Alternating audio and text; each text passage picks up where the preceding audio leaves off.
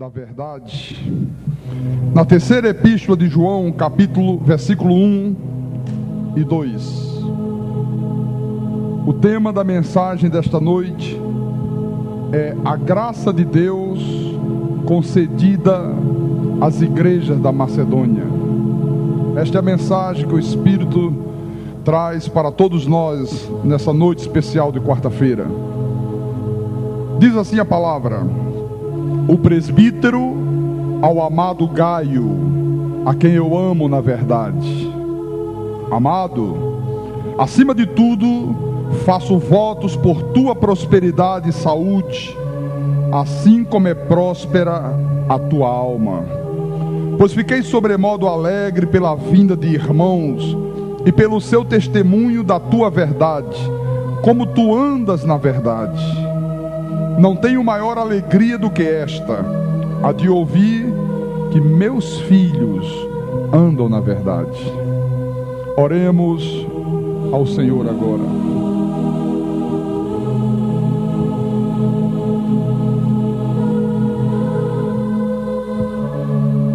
Senhor Jesus Cristo, Deus bendito, Deus soberano, Senhor dos céus, Senhor da terra.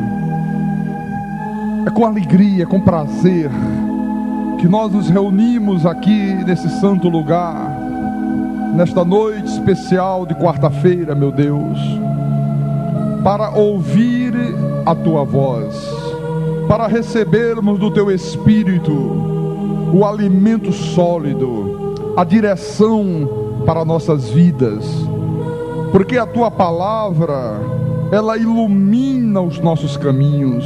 A tua palavra, ela nos dá condições de vivermos uma vida sobremodo excelente, quando nós a compreendemos mediante a revelação do Espírito Santo.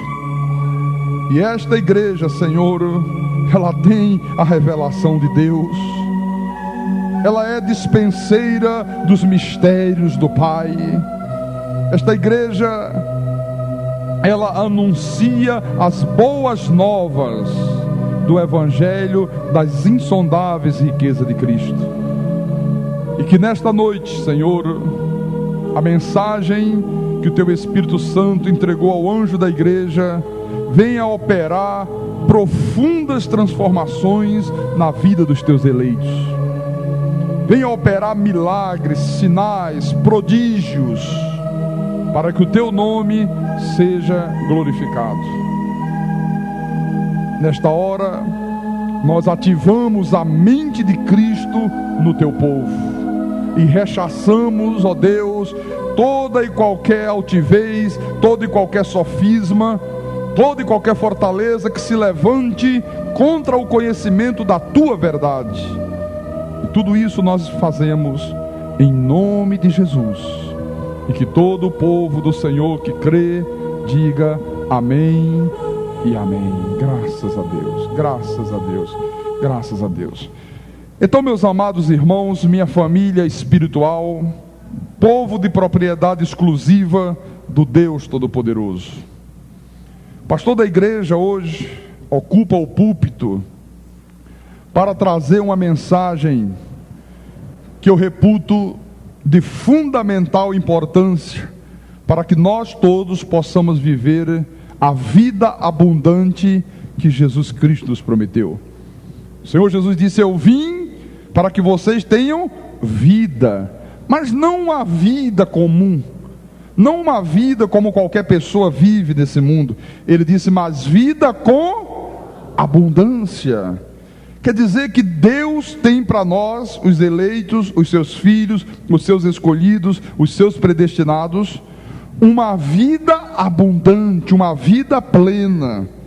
E o que é esta vida abundante? O que é esta vida plena? É quando você, irmãos, vive a plenitude de Deus no teu corpo, na tua alma e no teu espírito. É quando você é uma pessoa realizada espiritualmente, mas também na tua vida secular. na tua vida cotidiana, no teu casamento, nas tuas finanças, nos teus negócios, os teus sonhos se tornando realidade. É quando você tem uma saúde perfeita, porque um filho de Deus não pode ter uma saúde imperfeita, porque na cruz do Calvário, Jesus carregou com as nossas doenças, com as nossas enfermidades. Então, quando surge um sintoma de doença, como é que nós reagimos àquilo? Com a nossa confissão. Nós dizemos: eu não recebo este sintoma, porque a verdade da Bíblia é que na cruz do Calvário Ele carregou com as minhas doenças e com as minhas enfermidades. E na hora que eu uso a confissão em linha com a palavra de Deus, o que é que Paulo diz? A confissão em linha produz grande galardão, ou seja, produz uma recompensa de Deus. Deus honra a sua palavra quando nós a colocamos nos nossos lábios, na nossa boca. Então João escreve, e ele diz ao amado Gaio, a quem ele diz: eu amo na verdade, acima de tudo faço votos por tua prosperidade e saúde, assim como é próspera a tua alma. Aqui tem um mistério, aqui tem um segredo, aqui tem revelação de Deus para a tua vida nessa noite. O que significa assim como é próspera a tua alma? Quando é que a nossa alma está próspera? Quando é que a tua alma está próspera? Quando é que a tua alma está feliz? Quando é que a tua alma está transbordante? Quando você anda na verdade. Ele disse: olha, Gaio, eu faço votos por tua prosperidade e saúde, como é próspera a tua alma. Pois fiquei sobremodo alegre pela vinda de irmãos e pelo seu testemunho da tua verdade. Como tu andas na verdade. Então Gaio era um homem que estava próspero, a sua alma estava próspera, porque ele andava na verdade. O que é andar na verdade? Irmãos, é tu saberes a verdade da tua predestinação, a verdade da segurança eterna da tua salvação, que uma vez salvo, salvo para sempre. Quando tu fundamentas a tua vida espiritual na verdade da palavra predestinada de Deus, quando tu sabes que Deus é soberano, que não é o homem que é soberano, que não foi você que escolheu ou que aceitou Jesus, foi Ele que te escolheu. Ele disse: não fostes vós que escolhestes a mim, eu escolhi a vós outros. Quando tu fundamentas a tua vida, a tua confissão de que a tua salvação não dependeu de ti, não dependeu de homem algum nesse mundo, não dependeu das tuas obras, não dependeu de sacrifícios, não dependeu de jejum, não dependeu de vigílias, não dependeu da oração do teu pai, da tua mãe, de um pastor. A tua salvação dependeu única e exclusivamente da graça de Deus. A Bíblia diz: pela graça sois salvos. Quer dizer que foi a graça de Deus que te salvou. Tu és um salvo por absoluta graça dele. Então, se você crê nisto, e se você põe isto como rocha sobre a tua vida edificada, você está andando na verdade. Quando você diz: eu não anulo a graça de Deus, como o apóstolo Paulo diz. Quando tu vives uma vida de acordo com as regras de Deus, não manter comunhão com os incrédulos, quando você vive uma vida de agiasmo, de santificação, não aquela santificação de roupa, de cabelo, de unha, não, isso aí não santifica ninguém, isso aí são doutrinas de homens. A santificação que Deus requer é a tua santificação interior. A Bíblia diz: Deus não vê como vê o homem. O homem vê o exterior, Deus vê o interior, Deus vê o teu coração. Porque muitas das vezes você está com o exterior todo mudado, todo transformado, e o interior, que é o coração, cheio de corrupções, cheio de maus pensamentos, cheio de desejos pecaminosos, de ódio, de mágoa, de ira, de rancor. Isso não vale nada para Deus, não tem valor algum. É como o Senhor Jesus disse: são sepulcros caiados. É um sepulcro caiado, por fora muito bonito, muito limpo, por dentro cheio de imundície. Então, meus irmãos, o agiasmo, a santidade que Deus requer da tua vida, é você viver afastado do que é profano. Agiasmo no grego significa dedicação, devotamento. Você ser uma pessoa devotada a Deus, dedicada à tua vida espiritual. Olha, quem vive essas coisas anda na verdade e a sua alma é próspera. A sua alma é feliz. Agora João diz que assim como é próspera a tua alma, ele diz: eu faço votos também por tua prosperidade. Eu também quero que tu tenhas prosperidade. E aqui está, meus irmãos amados, uma grande dádiva de Deus para os seus eleitos: a prosperidade. A maioria do povo de Deus não tem tido uma vida de prosperidade. Por quê, pastor? Porque não conhecem ou não entendem o mistério da semeadura. Isso é um mistério que a igreja de Jesus tem que compreender, tem que entender e tem que praticar, tem que colocar em prática. Porque a prosperidade da alma é fruto de quê? Da minha crença na verdade. Quando eu creio na verdade da graça de Deus, eu estou andando na verdade e a minha alma é próspera. A minha prosperidade da alma, do meu espírito, é fruto do meu agiasmo. Mas a prosperidade da minha vida secular, a prosperidade da minha vida cotidiana, a minha prosperidade na minha família, nos meus negócios, no meu trabalho, no meu salário, é fruto da sementeira de Deus. A minha Bíblia diz, e a tua também: aquilo que o homem semear, isso também o quê? Ceifará. Você sabe, irmãos, os maiores problemas de uma família não é a falta de amor, não é a falta de carinho, não é a falta de compreensão entre os membros da família. O problema mais grave que aflige as famílias no mundo inteiro é a falta de dinheiro.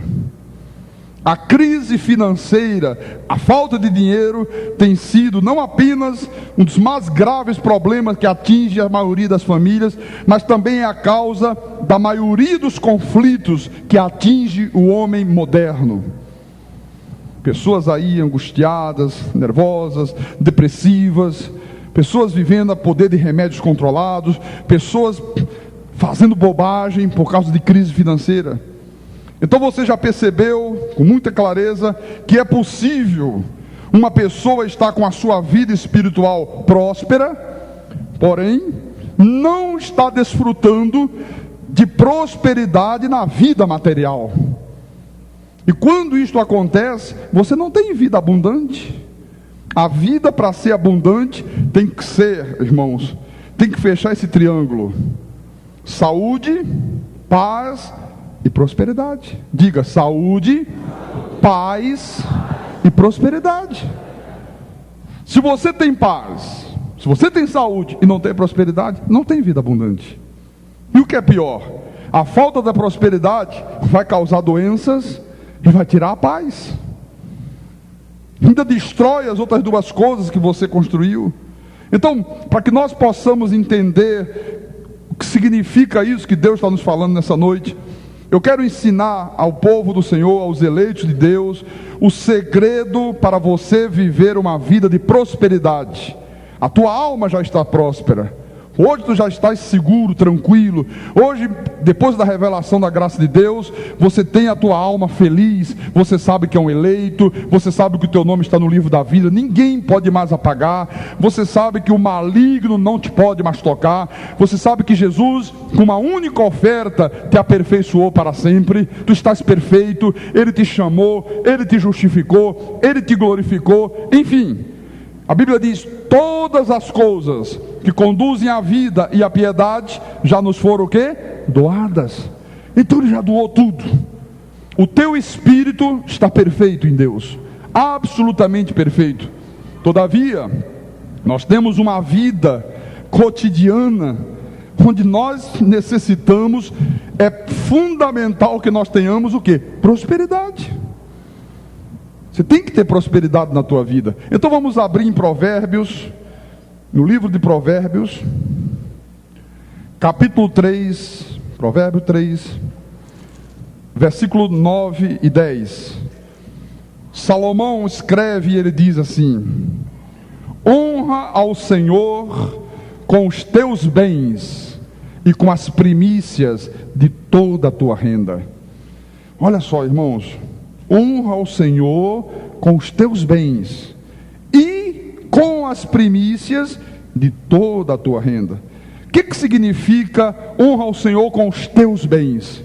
Com as tuas ofertas.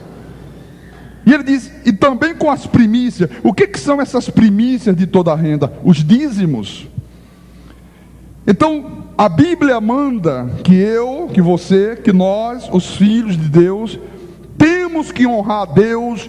Nós temos que fazer isto que a palavra determina, com os nossos bens, com as nossas ofertas e também com as primícias da nossa renda. Então, assim como eu sou um dizimista fiel da casa de Deus, eu também sou um ofertante para que haja mantimento na casa do Pai. E quando eu faço isso, o que acontece na minha vida? Ela diz, e se encherão fartamente os teus celeiros, e transbordarão de vinho os teus lagares. O que significa isso aqui? O que significa os celeiros se encherem fartamente, os lagares transbordarem de vinho? Significa vida abundante. Significa você ser bem sucedido em tudo aquilo que você realizar. Significa você ter os teus sonhos se tornando realidade. Significa Deus provendo todas as tuas necessidades. Você viver uma vida tranquila, você ter a segurança e a certeza de que tudo que você necessita, Deus vai acrescentar na tua vida. Que você não vai ficar na dependência de ninguém neste mundo. Que as portas que estiverem fechadas, Deus abrirá. É isso que significa esta palavra. Então, se eu quero ter os meus celeiros cheios fartamente, se eu quero ter os meus lagares transbordando de vinho, o que eu tenho que fazer? Jejuar? Joelho no chão? Confessar isso? Não. Qual é a regra de Deus? Honrar a Deus com os meus bens, as minhas ofertas e com os meus dízimos, as primícias de toda a minha renda. Tudo que Deus fizer chegar às minhas mãos, irmão, eu tenho que honrar a Deus com meus dízimos. Se você tem um sítio, uma granja, e de repente lá você planta, faz uma plantação de milho, de feijão, no dia que você colher o feijão, 10 sacos de feijão, irmãos, honra a Deus com as primícias. Um saco daquele de feijão é de Deus. Você plantou lá macaxeira no fundo do quintal, colheu a macaxeira, deu lá 30 molhos de macaxeira, irmãos, 10% daquilo, 3 molhozinhos, é de Deus. Tu tens que honrar a Deus desta forma. Tu recebes o teu salário, olha, os dízimos é a primícia. Primeira coisa que você tem que fazer é separar o que é de Deus. Antes de pagar tuas contas, antes de pagar os teus compromissos, separa as primícias. O primeiro, o principal, é do Senhor. Depois você vai honrar o resto. Se você proceder desta forma, você tem obrigatoriamente que viver uma vida próspera. Você sabe por que a maioria do povo de Deus não vive uma vida próspera? É um povo cheio de necessidade, porque não cumpre isso aqui, irmão.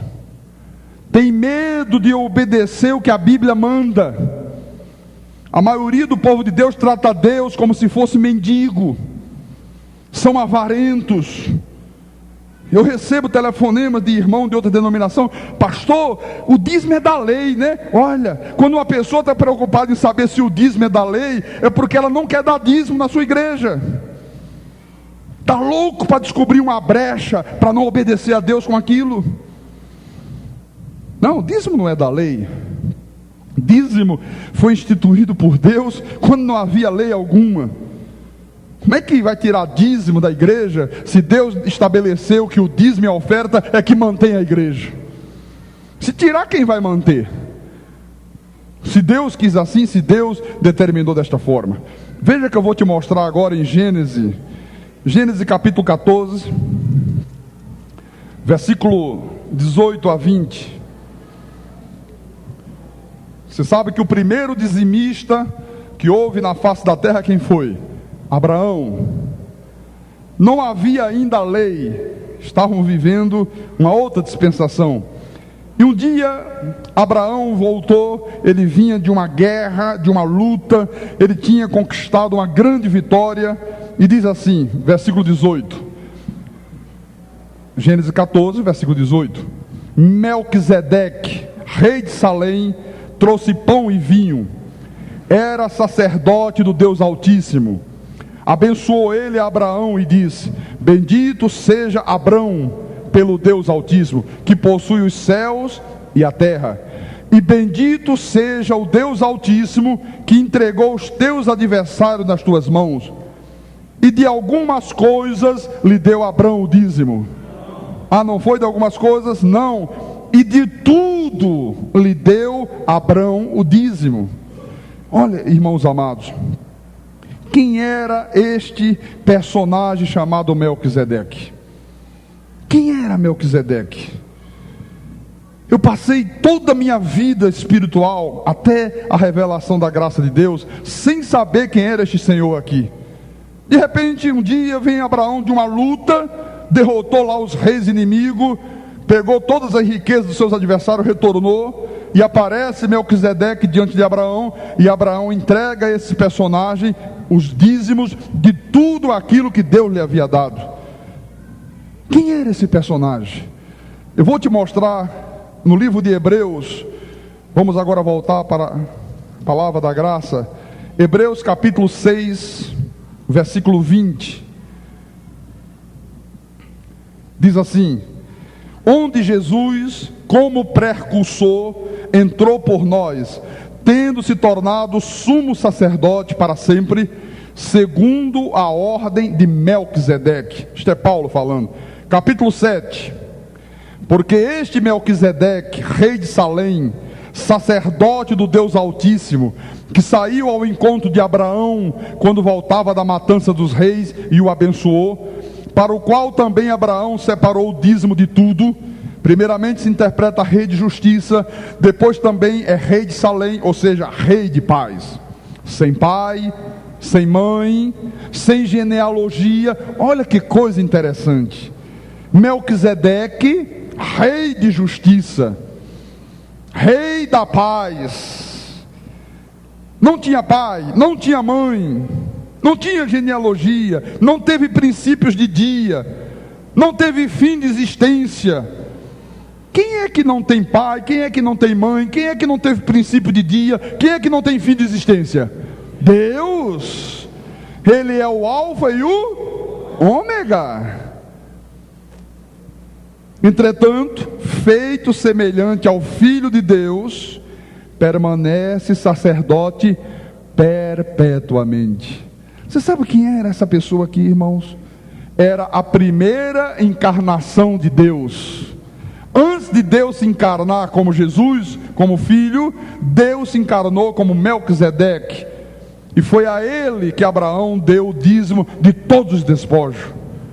E uma coisa interessante, meus irmãos, ninguém pediu que Abraão desse dízimo, ninguém mandou Abraão dar dízimo, não havia lá um pastor: Abraão, você tem que dar o dízimo, Abraão, você tem que obedecer a palavra. Não havia ninguém naquela época para fazer isso. Quem é que impeliu Abraão a sentir a necessidade, a saber que de tudo aquilo que Deus tinha lhe posto nas mãos, ele tinha que devolver o dízimo para o Senhor?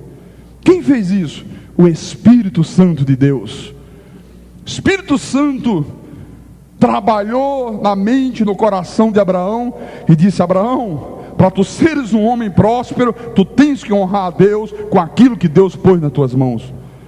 E Abraão foi e deu o dízimo de tudo ao Deus Todo-Poderoso. Melquisedeque, a primeira encarnação de Deus.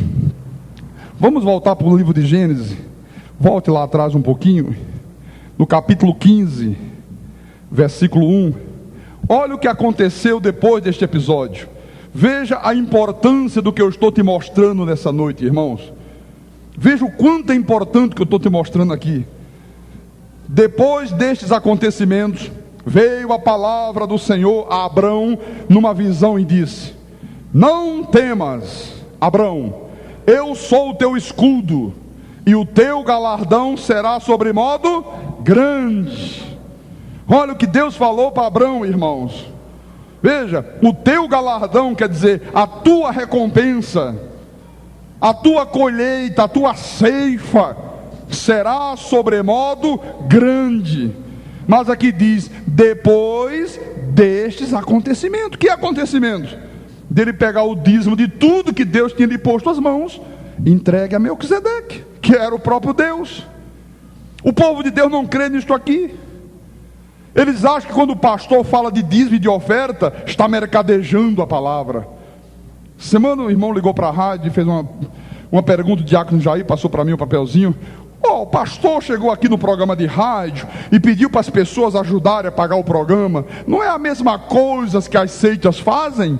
Não, não é a mesma coisa que as seitas fazem. Toda igreja cristã, toda igreja, não importa que denominação ela tenha, o pastor tem que ensinar o povo de Deus a ser fiel nos dízimos e nas ofertas. Porque Deus estabeleceu o dízimo e oferta para que haja mantimento na minha casa, disse Deus. Mercadejar a palavra não é você pedir dízimo e oferta. Mercadejar a palavra é quando você induz o povo de Deus a crer em fórmulas mágicas. Irmãos, vem aqui que amanhã nós vamos fazer a porta da felicidade. Você vai trazer o teu salário do mês e vai passar nesta porta. Olha, Deus vai te dar muitas riquezas. Vamos fazer aqui no domingo o trono da riqueza. Aí faz um trono lá, bota um tecido de cetim. Agora você tem que colocar todo o dinheiro teu da poupança. E você vai colocar aqui no trono. Olha, pode ter certeza que você vai ficar milionário. Venha que nós vamos ungir as tuas mãos com o óleo da prosperidade e você vai ficar rico. Mas não esqueça de trazer junto todo o dinheiro que você possui. Isso é que é mercadejar a palavra de Deus. São coisas que são usadas por homens que a Bíblia diz, movidos por avareza, farão comércio de vós com palavras fictícias. Isso é que é mercadejar a palavra. Você sabe que o povo de Deus, irmão, tem sido violentamente iludido por aqueles que com palavras fictícias fazem comércio com eles.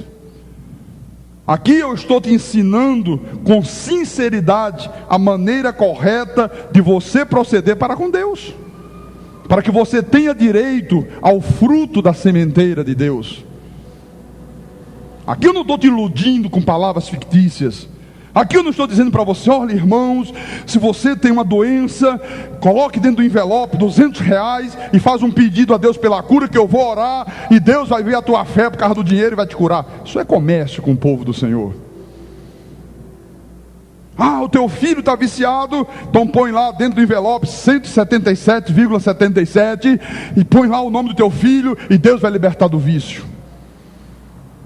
Isso é que é mercadejar a palavra. E aqueles que assim procedem, obtêm êxito. As pessoas gostam, irmãos, quando alguém diz para ela que é possível ela receber alguma coisa de Deus mediante o dinheiro. Elas imaginam que podem comprar Deus, mas não é possível comprar Deus. Você só pode receber de Deus o que você necessita se você viver por fé. A Bíblia diz, diga com o pastor, o meu justo viverá pela fé. O que é viver pela fé? É crer naquilo que está escrito, é você praticar aquilo que Deus está mandando. Quando eu creio naquilo que Deus diz que é meu direito, que é minha herança, e quando eu pratico aquilo que Deus manda eu praticar, estou vivendo por fé. Em 2 de Coríntios, segunda epístola de Paulo aos Coríntios, capítulo 2, versículo 17, leia junto comigo, por favor. Diz assim a palavra do nosso Deus: porque nós não estamos como tantos outros, olha, mercadejando a palavra de Deus. Paulo já passava esse problema naquele tempo. Paulo já dizia, gente, olha, o trabalho que eu faço, esse meu ministério não é igual daquela turma ali não. Nós não estamos mercadejando como eles a palavra de Deus. Antes, Em Cristo é que falamos na presença de Deus com sinceridade e da parte do próprio Deus. Paulo já tinha o cuidado de não ser confundido com esta gente.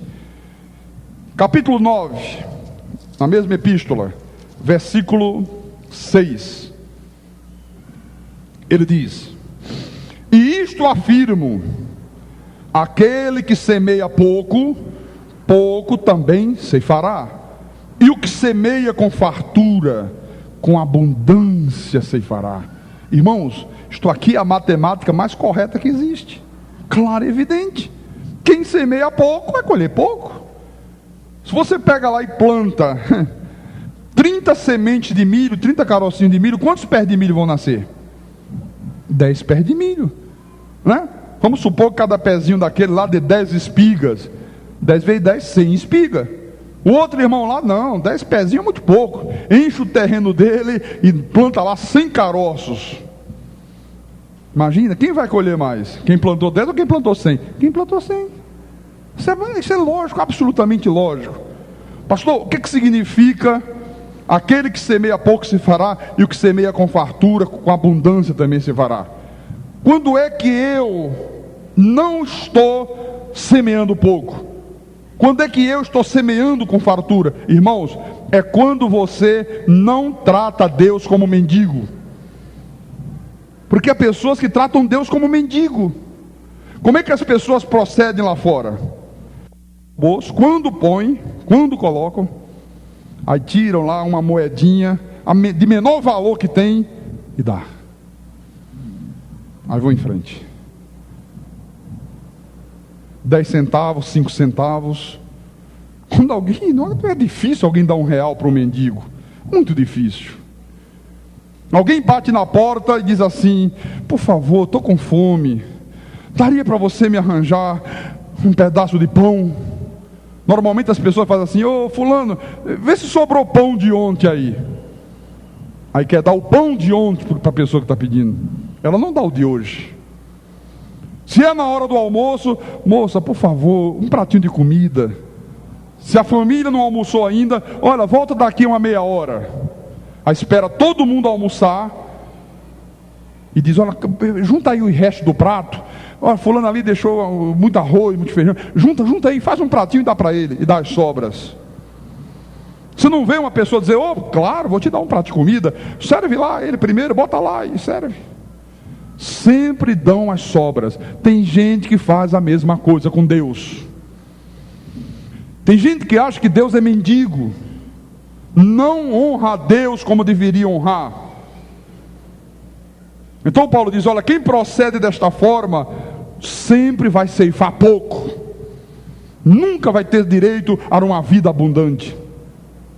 Há pessoas que no passado, irmão, semearam com abundância para o diabo, com fartura para o diabo, através de bebida, através de jogos, através de farras, através de carnaval. Pessoas que mesmo nos momentos de dificuldades financeiras nunca deixaram faltar o cigarro ou a bebida. Eu vivi isto aqui. O teu pastor, antes de ser pastor, quando ele nem pensava em ser pastor, ele era viciado em cigarro. Ele fumava 3, 4 carteiras por dia. Ele era viciado em bebida, bebia tudo que você imaginar na tua cabeça, e às vezes ainda misturava tudo para fazer efeito mais rápido. E houve momentos da minha vida, quando eu morei no Rio de Janeiro, que eu fiquei desempregado, sem emprego, sem dinheiro, mas nunca faltava dinheiro para manter o vício do cigarro e para manter o vício da bebida. Sempre dava um jeito, irmão. Olha, eu fazia qualquer coisa, mas arranjava o dinheiro. Só não fiz roubar. Mas se tivesse sido mais adiante, talvez chegasse. Eu não tenho visto pessoas terem este mesmo tipo de comportamento em relação à obra de Deus. Eu não vejo pessoas terem esta gana, esta garra para suprir as necessidades do Pai. Normalmente o que se vê é uma indiferença muito grande, é um comodismo muito grande. Irmãos, a igreja, problema, necessidade. Acho que é com você que ele está falando aí. É contigo aí, ó. Ó, irmão, é você, hein? A outro, não é comigo não, acho que é com o outro lá de trás. Aí um passa para o outro. Não, deve ser com o irmão que está lá, passando na outra calçada lá fora, quem sabe? Normalmente as pessoas, não, eu não posso, o que eu posso fazer? Também estou apertado, está difícil, assumi umas dívidas aí, sinto muito, a casa de Deus está precisando, mas eu tenho que ver primeiro o meu lado. Mas antes, quando nós estávamos em trevas, nós fazíamos o esforço que fosse necessário para manter um vício que nós tínhamos. Eu me lembro que eu fui bater num centro espírita, era católico, macumbeiro, apostólico romano, como a maioria dos brasileiros são. Eu me lembro que eu cheguei lá desempregado e o demônio lá manifestado disse: olha, vou resolver tua situação, garoto. Agora você tem que toda sexta-feira estar aqui, e você tem que trazer champanhe, cerveja, cigarro, charuto. Irmãos, estava difícil comprar o meu, como é que eu ia comprar para ele? Desde o dia que ele pediu, eu acreditei tanto que ele ia fazer alguma coisa, que toda sexta-feira eu estive lá, e toda sexta-feira eu levei champanhe, cerveja, cigarro e charuto. E eu me lembro que eu queria levar cada vez mais. Começava levando 4 garrafas de cerveja, 2 de champanhe. Eu dizia, não, eu queria, sexta-feira que vem eu levava 8 de cerveja, 4 de champanhe. É verdade. E eu vendia jornal velho, saía na casa dos meus parentes, tem garrafa velha aí? Para que você quer garrafa? Porque eu quero garrafa, eu quero vender garrafa. Olha, juntava revista velha, ia e juntava o dinheiro, e toda sexta-feira estava lá. Eu não vejo as pessoas fazerem isso aqui para Deus. Quando o diabo vinha com as suas mentiras, com as suas corrupções, com os seus enganos, nós acreditávamos. Por que hoje nós não vamos acreditar naquilo que a palavra de Deus está dizendo? Aí você começa a perceber por que 90% do povo de Deus vive uma vida contrária à Bíblia. A Bíblia diz que o povo de Deus tem que ser um povo que estará sempre por cima. Você vê o povo de Deus por cima? Eu não tenho visto, salvo raríssimas exceções. A Bíblia diz que nós temos que ser o quê? Cabeça. Você vê o povo de Deus cabeça? Eu não tenho visto. Eu vejo aí um monte de gente desempregado, eu vejo aí um monte de gente com sonhos maravilhosos e nunca consegue tornar realidade. Eu vejo gente aí sonhando em ter um automóvel e nunca tem um automóvel. Por quê? Por causa disso aqui. Então a Escritura diz que semeia pouco, pouco também se fará. Irmãos, olha, toda pessoa que semeia mais na sua vida particular do que na casa do Senhor, está semeando pouco para o Senhor. Toda ela. Esse é um parâmetro para você se guiar. Se você está semeando mais na tua própria vida, na tua própria casa, do que na casa de Deus, você está semeando pouco para Deus. Por exemplo, eu já dei esse exemplo aqui milhões de vezes, vou repetir mais uma vez. Às vezes a mãe e o pai têm o aniversário do filho.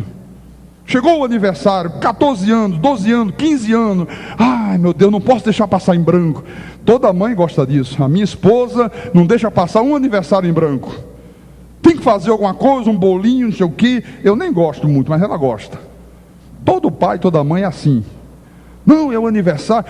E se o aniversário chega numa hora que você está passando um aperto, uma crise, você faz das tripas coração, mas faz o aniversário do filho. Já estava apertado, me endividei mais ainda, mas graças a Deus foi linda a festa. Olha, você precisava ver você não precisava ver o bolo como foi lindo. Pastor, você precisava ver o vestido da minha filha. Olha, só o vestido gastei R$1.000, pastor, mas estava uma princesa. Olha, pastor, meu filho com um terno lindo, parecia o senhor, sabe? Claro, o senhor era... Mas que prazer, oh, como valeu a pena. Eu nunca vi ninguém fazer isso em favor da obra de Deus. Dizer, não, eu estou aqui meio apertado, mas a obra de Deus está precisando. Olha, eu vou me apertar mais ainda, mas eu vou suprir a necessidade da casa do Pai. Quem não procede assim, irmão, está semeando pouco para Deus. Às vezes tem um automóvel, às vezes eu não posso ajudar a igreja. Aí chega ali na esquina, tibimba, bate com o carro. Aí no instante aparece dinheiro para consertar o carro, para o carro andar. 2, 3 dias depois, não, graças, olha, me apertei, mas já está aí, já consertei, já acertei lá, já dividi para pagar em 2 vezes. Não tinha dinheiro, não podia dar nem 50 nem 100, gasta 2.000 para consertar o carro. Você percebe o que eu estou te mostrando? Se você percebe, Deus percebe muito mais. Então, irmãos, quando eu procedo desta forma que eu estou te mostrando, o que a palavra diz? Quem semeia pouco, repita comigo, pouco também ceifará. É o salário que não multiplica, é aquela promoção no teu emprego que você está esperando há tanto tempo e nunca sai. São os negócios que ficam enterrados, sabe? Não anda, parece que tem alguma coisa segurando. Mas sabe o que é que os crentes dizem nessa hora? É o diabo. Não são fiéis, são infiéis a Deus. E aí quando as coisas começam a ficar tudo amarradinha, isso é o diabo, tenho certeza que é o diabo. Que diabo? É você mesmo, meu irmão. Que diabo? É mais fácil colocar a culpa no diabo, né? Claro. O diabo deve ficar muito revoltado lá em Algemas Eternas, mas tudo ele joga a culpa em mim. Eles fazem lá as coisas erradas com o Deus dele, e ele diz que sou eu. É verdade. Então, meus amados irmãos, a prosperidade é bênção de Deus para os seus escolhidos. Você crê nisso? Você recebe esta palavra? Que você tem que viver uma vida de prosperidade. Eu não estou pregando capitalismo aqui na igreja. Não, capitalismo é em outro lugar. Eu estou pregando que quando você é obediente a Deus, quando você pauta a tua vida de acordo com as normas, com as regras de Deus, você recebe recompensa por isso. Amém? Agora, esta prosperidade, ela é fruto da sementeira. Ela é exatamente o resultado daquilo que você plantou. Você sempre vai colher o que você plantou. Não pode ser diferente. Para a vida financeira, para a vida de prosperidade, não adianta, irmão. Olha, você pode fazer o sacrifício que você quiser. Você pode jejuar até afinar o cinto, passar de um lado para o outro. Não vai ter prosperidade. Você pode ficar de joelho no chão, como os irmãos da lei ficam 365 dias por ano. Não vai ter prosperidade. Só pode ter prosperidade o povo de Deus quando segue esta norma aqui. Honra ao Senhor com os teus bens e com as primícias de toda a tua renda. Amém? Vamos abrir no livro de Ageu. Ageu capítulo 1, versículo 3, para você firmar mais ainda a convicção acerca desta verdade. Ageu 1, capítulo 1, versículo 3 em diante. Veio, pois, a palavra do Senhor por intermédio do profeta Ageu, dizendo... Vamos ver o que é que Deus disse através do profeta. Acaso é tempo de habitardes vós em casas apaneiladas, enquanto esta casa permanece em ruínas? Deus estava dizendo, é tempo de vocês habitarem em casas boas, luxuosas, tendo tudo do bom e do melhor, enquanto a minha casa permanece em ruínas? Ora, pois, assim diz o Senhor dos Exércitos, considerai o vosso passado. Deus mandou você considerar o passado. Ele disse, tendes semeado muito e recolhido pouco. Comeis, mas não chega para fartar-vos. Bebeis, mas não dá para saciar-vos. Vestivos, mas ninguém se aquece. E o que recebe salário, recebe-o para pô-lo num saquetel furado. Segura este versículo aí, irmão. Quantas pessoas dentro das igrejas, dentro da obra de Deus, que vivem frustradas, porque um dia elas investiram o talento, investiram a sua capacidade, investiram o seu esforço, e nunca obtiveram resultado satisfatório. Nunca alcançaram o alvo. Outras investiram dinheiro no negócio, e de repente aquilo que tinha tudo para ser uma grande vitória, acabou se tornando uma grande derrota, grande fracasso. Por quê? Porque nunca deram prioridades à casa de Deus. Nós temos um irmão aqui na igreja, e eu posso falar isso porque nós já conversamos sobre isso, ele mesmo que enxergou isso. Um dia, os negócios dele estavam indo de vento e popa, estavam indo muito bem, e ele queria conquistar um outro negócio. Ele disse: olha, pastor, no dia que Deus me der, eu vou pagar um programa de rádio para a igreja. E Deus deu. Ele está aqui, ele já está balançando a cabeça ali, dizendo: é mesmo. Deus concedeu. E quando Deus deu, e a renda dele ia aumentar muito. Aí ele disse: olha, eu vou cumprir, mas eu primeiro vou ter que ajeitar umas coisas, botar em dia não sei o que, botar em dia aqui. E passou um mês, passou 2, passou 3. Sabe o que aconteceu? Perdeu o que Deus tinha dado e quase perde o resto que tinha. Quase vai à falência. Ele está aqui, ele está ali, eu estou vendo ele ali, ele... Já levantou a mão, não precisa nem levantar a mão. Quase fica de esmola, meu irmão. Quase perde tudo. Faltou um pouquinho assim, ó, para perder tudo. A Bíblia diz o quê? De Deus não se zomba, com Deus não se brinca. Essas coisas de Deus aqui são coisas sérias. A Bíblia diz que se você não multiplica o talento, até o que você tem lhe será tirado. Olha, passou apuros, chegou o dia de sentar no meu gabinete ali chorando, desesperado: pastor, vou perder tudo. E foi uma lição tremenda para esse irmão, e que sirva de lição para tantos outros que estão aqui nessa noite. Então, Deus quer o quê? Que em primeiro lugar você semeie na obra dele, na obra do Senhor, na casa do Senhor. Em primeiro lugar, antes de semear na tua casa, antes de satisfazer as tuas vontades, semeie na obra de Deus, e o resultado, meu irmão, será maravilhoso na tua vida. Amém? Em Lucas capítulo 6, versículo 38, veja o que acontece quando você dá prioridade absoluta a Deus. Lucas 6, versículo 38: dai e dá-se-vos-á, boa medida, recalcada, sacudida, transbordante, generosamente vos darão, porque com a medida com que tiverdes medido, vos medirão também. Olha, esse dai aqui é quando você dá por amor. Não é você fazer uma barganha com Deus. Não é você dizer, nem o pregador dizer: não, irmão, traga uma oferta para ajudar na igreja, e junto mande um pedido de oração para Deus. A pessoa faz uma lista, diz: olha Deus, eu estou dando isso aqui, mas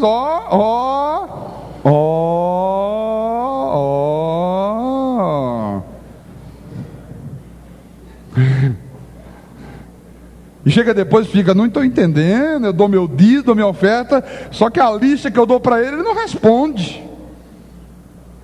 Isso é barganhar com Deus. Quando ele diz dai, é você dar por amor. Não é você dar em troca de alguma coisa, não é você dar em troca de uma cura, não é você dar em troca da libertação de um vício, não é você dar em troca de nada. Em Provérbios 11, 24, você nem precisa ir lá, eu vou ler para você: a quem dá liberalmente, ainda se lhe acrescenta mais e mais. Ao que retém mais do que é justo, ser-lhe-á em pura perda. Então, o que significa dar liberalmente? É dar sem esperança de recompensa. É você dar por amor a Jesus, por amor a Deus. É você dar sem visar receber absolutamente nada em troca. Em 1 de Crônicas, vamos lá para o Velho Testamento. 1 de Crônicas, capítulo 29, versículo 3. Olha o que disse o rei Davi, quando eles estavam construindo o templo. Davi era o rei de Israel, e Davi disse: e ainda, porque amo a casa de meu Deus, o ouro e a prata particulares que tenho, dou para a casa de meu Deus, afora tudo quanto preparei para o santuário. Davi não disse: e porque eu quero ser curado, então tudo que eu tenho dou para a casa do meu Deus. Davi não disse: e porque eu quero receber o perdão do adultério que eu tive com Betsabá, eu vou dar todo o ouro que eu tenho. Porque não é isso que a gente vê hoje aí fora acontecer, irmão. As pessoas barganhando com Deus, querendo comprar Deus, querendo dar alguma coisa a Deus e receber 10 em troca. A palavra diz: a quem dá, liberalmente. Davi disse: olha, porque amo a casa do meu Deus, porque eu amo a obra do meu Senhor, então o ouro e a prata particular que é minha, já dei meu dízimo, já dei minha oferta, mas eu amo tanto a casa do meu Deus, que tudo que eu tenho eu vou dar para ver esta obra feita. Aleluia. Em 2 de Coríntios,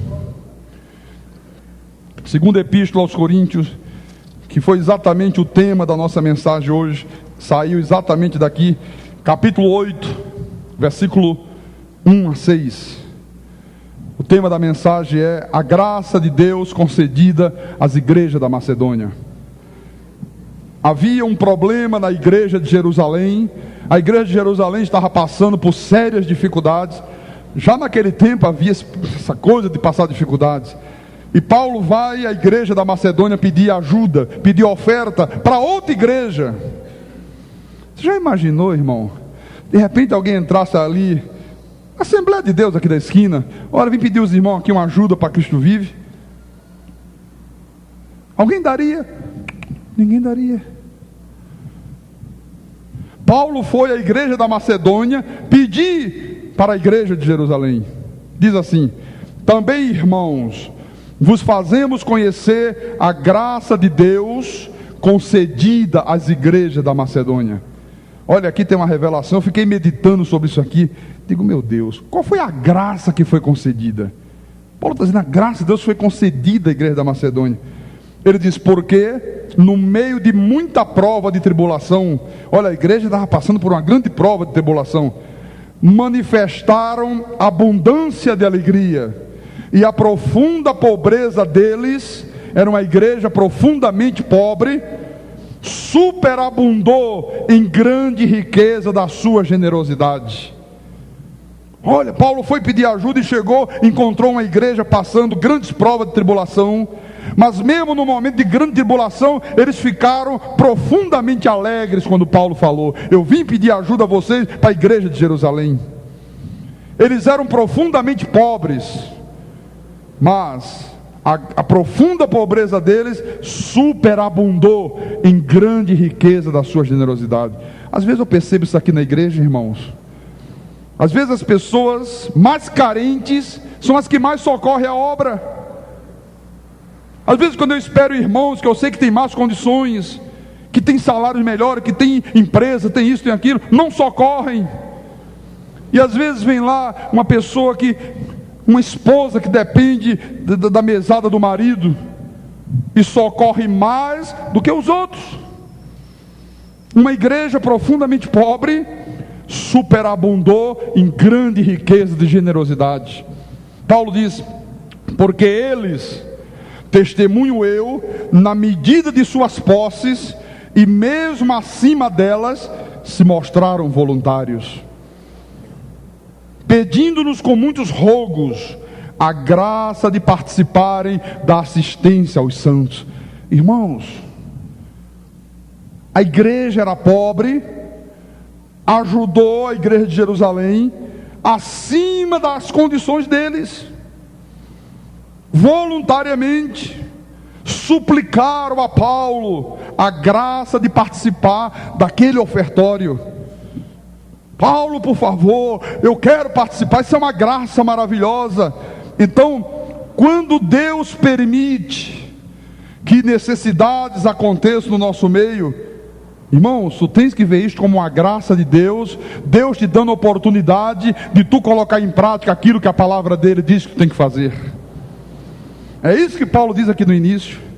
Vos fazemos conhecer a graça de Deus concedida às igrejas da Macedônia.